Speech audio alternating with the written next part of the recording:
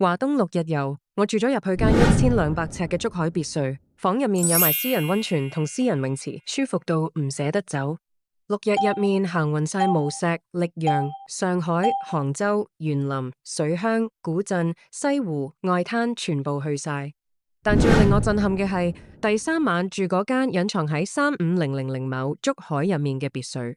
推開門第一個感覺係大，1200尺，客廳、睡房、露台，每一扇窗望出去都係一幅畫。35000畝竹海就係你窗外嘅風景。睡房最正嘅係嗰塊落地玻璃，朝早醒咗唔使起身，瞓喺床上面就睇到啲陽光穿過竹葉照入嚟，嗰一刻你會覺得時間可以慢啲，再慢啲。令我真正沉淪嘅係露台上面嘅私人溫泉。溫泉水係真正嘅天然地熱溫泉，唔係煲熱嘅水，唔使同陌生人辟公共溫泉，想幾時浸就幾時浸。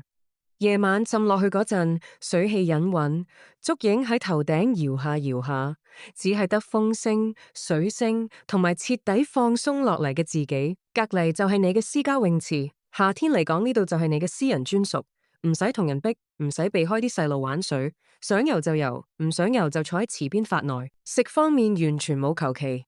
第2晚大閘蟹宴，成台都係紅彤彤嘅蟹，隔籬台位阿姨一口氣食咗4隻。第3晚食天目湖魚頭沙鍋，啲奶白色嘅湯鮮到連眉毛都甩埋。酒店配套都好豐富，360度觸景餐廳、書吧、健身室、兒童樂園樣樣有。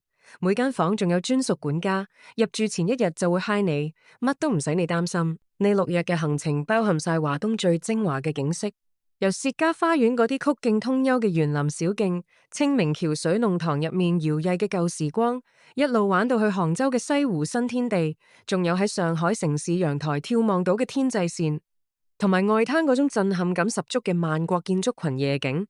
好嘅旅行唔係睇幾多景點，係你有幾耐冇試過徹底放鬆落嚟。呢個團名額有限，喺留言區打1，我就將6日完整行程同團期發俾你。記得俾個讚同關注，帶你睇更多值得去嘅風景。